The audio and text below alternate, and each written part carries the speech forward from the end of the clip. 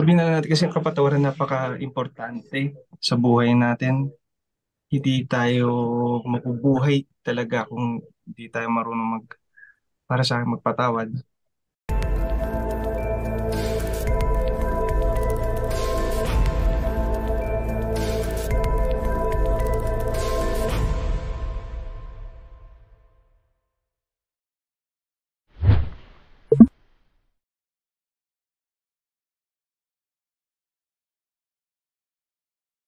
My role is Ben.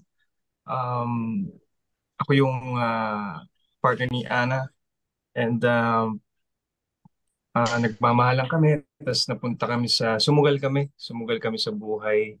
Dahil gusto naming magkaroon ng magandang kinabukasan. Napunta kami sa Maynila. Mhm. Tapos, ang objective ko dito is to protect Ana and give her the best na pwede ko ibigay para sa kanya. Nahirapan ako sa eksena. Think yung wala masyado. Kasi importante sa akin yung trust and si Direk Lau, malaking tiwala ko sa kanya. And matagal ko na rin siya para makatrabaho. And thank you, Direk, sa sinabi niyo sa compliment. And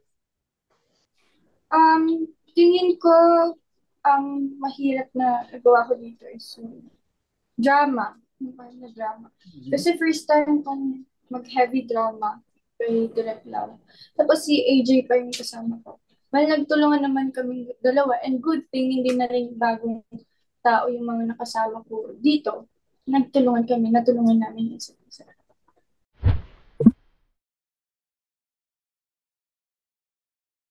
yung sa akin siguro, tita, yung character ni Ben, yung the willingness, yung para sa pag-ibig niya, sa pagmamahal niya kay Ana. He will do everything to be loved and to love and to be loved back. Um, ang ang ang ang intention naman talaga niya is mabigyan ng magandang buhay si Ana, maprotektahan niya. Tapos yun, this is basic simple things in life na makapag-mahal ka at may balik sa'yo. Ganon. Doon kami nagkakahawig ni Ben sa totoo. Si AJ. AJ, may pagkakahawig ba yung character mo as Ana sa totoong buhay? Meron po, tita. Si Ana po kasi, yung character ko dito, ano po siya, parang breadwinner ng family. Mapagmahal po siya sa pamilya. Siguro po yung part po na pagmahal sa pamilya, tsaka yung kaya pong mag-sacrifice para sa mahal sa buhay. Siguro po yung pagkakahawig sa akin ni Ana.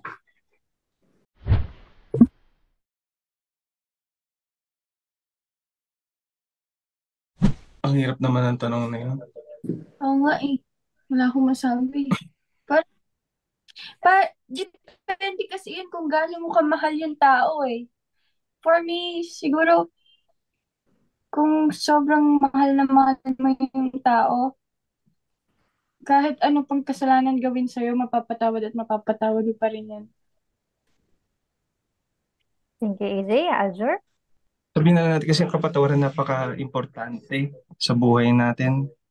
Hindi tayo mabubuhay talaga kung hindi tayo marunong para sa akin magpatawad. So, yun ang sagot ko. Importante mo magpatawad. May, may, depende kasi yun kung gaano mo kamahal yung tao eh. Like for example, yung mama mo nagkaroon ng kasalanan sa'yo, mahal na mahal mo siya. Kahit ano namang kasalanan niya, mapapatawad mo pa rin siya eh. Kasi mahal mo siya. Magmahal, oo.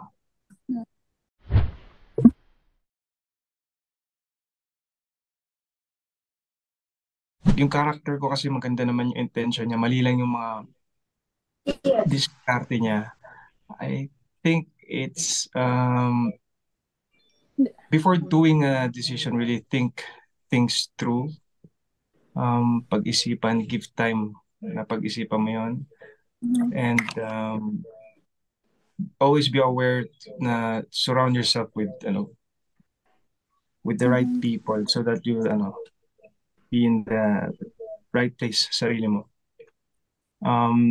Yung pagsugal kasi ng karakter ko, yung intention niya naiintindihan ko siya. Nagkataon hindi niya lang alam kung paano. So yun, you really think, di ba, bago ka mag-decision. Yun ang tutunan ko sa pelikula namin. Thank you, Azure. AJ? Well, for me, siguro dapat mas malawak yung understanding sa isa't isa. Pagka may problema, dapat huwag na problemahan, dapat parang solusyon na agad yung isipin para hindi na umabot dun sa point na maghihiwalay tapos magkakanya-kanya na kung ano-ano na mangyayari sa buhay nyo. Yan siguro, magkaisa, understanding,